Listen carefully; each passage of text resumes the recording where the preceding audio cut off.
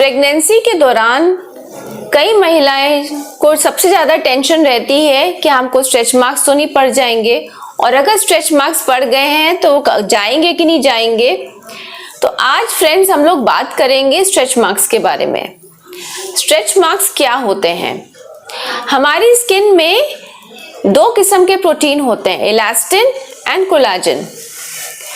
जब किसी का वेट गेन हो, जैसा कि प्रेगनेंसी में होता है, तब ये जो इलास्टिन और कोलाजन फाइबर्स हैं वे बीच से रप्चर हो जाते हैं, यानी फट जाते हैं। तो एक किस्म का जख्म बन जाता है, उसको हम लोग कहते हैं स्ट्रेच मार्क्स। स्ट्रेच मार्क्स देखने में रेड कलर के, पर्पल कलर के, ब्राउन कलर के या थोड़े से सिल्वरिश ग्रे कलर के भी हो सकते हैं। ये दोनों सिचुएशंस में मिलते हैं, रैपिड वेट गेन और रैपिड वेट लॉस। अब ज्यादातर लोग समझते हैं कि ऐसा हम लोग क्या करें जिससे स्ट्रेच मार्क्स ना हो, इसके कारण क्या होते हैं और क्या करना चाहिए जिससे कि स्ट्रेच मार्क्स कम हो।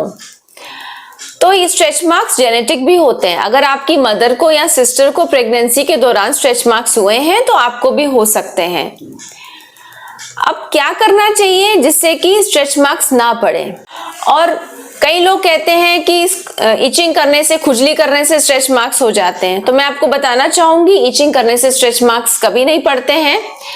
और इचिंग इसलिए होती है क्योंकि बहुत ड्राइनेस आ जाती है स्किन में। जब स्किन स्ट्रेच होती है तो वहां पे ड्राइनेस आती है। ऐसा कोई फुल प्रूफ मेथड नहीं है जो कि जिसको यूज करने से आप स्ट्रेच मार्क्स को गायब कर सकते हैं या ऐसा कर सकते हैं कि वे ना पड़े।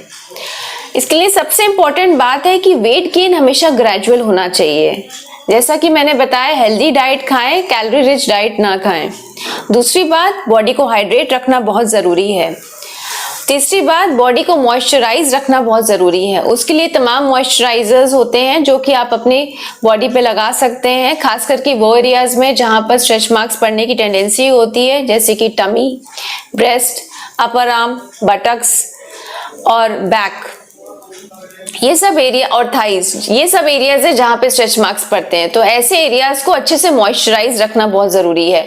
उसके लिए आप तमाम क्रीम्स आती हैं जो आप यूज कर सकते हैं, जैसे shea butter, cocoa butter, almond oil, wheat germ oil, coconut oil जो कि आम सब लोग यूज करते हैं, एलोवेरा जेल, ये सब आप यूज कर सकते हैं।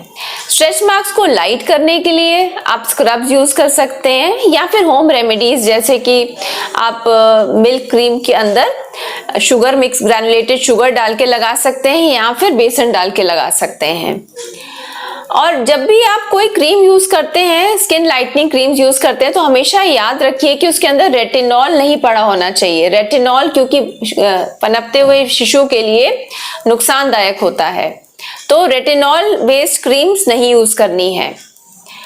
तो ये तो जो रेमेडीज हैं आप यूज कर सकते हैं प्रेगनेंसी के दौरान।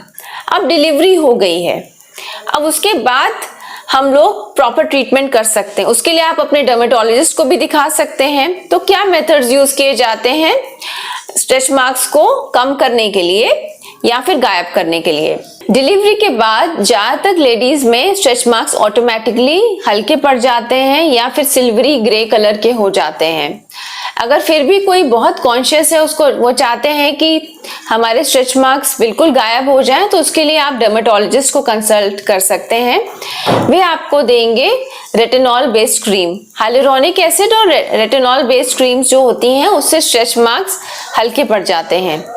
दूसरा, आजकल लेजर ट्रीटमेंट्स आए हैं जो कि कोलेजन के सिक्रीशन में हेल्प करते हैं, जिससे आपके स्ट्रेच मार्क्स कम हो जाएंगे या फिर गायब हो जाएंगे। या फिर radio frequency skin tightening methods भी यूज किए जाते हैं।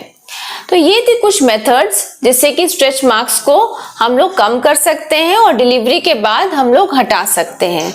अगर इससे रिलेटेड कोई भी क्वेरी हो तो हमारे कमेंट बॉक्स पे जरूर डालें। Thank you so much.